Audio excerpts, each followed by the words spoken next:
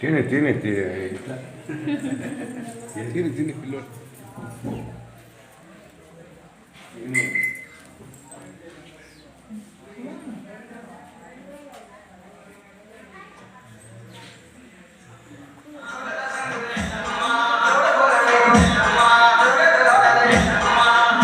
చెప్పు మాట్లాడు.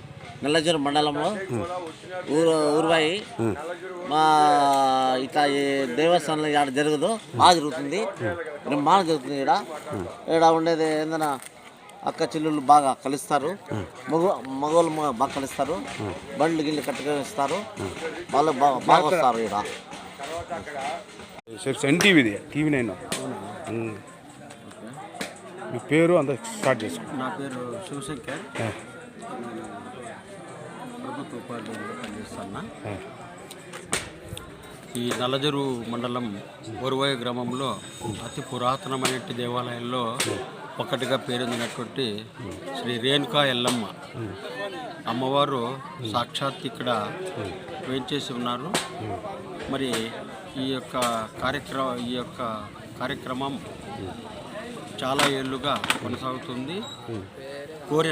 కోరికలు తీర్చి అన్ని కోరికలు నెరవేర్చే తల్లిగా ఈ ప్రాంత వాసులకు సుపరిచితమే. ఈ యొక్క ఆలయ విశిష్టత నాకు తెలిసినంత వరకు ఈ గ్రామంలో ప్రత్యేకమైనటువంటి దేవతగా మనం గుర్తిస్తారు.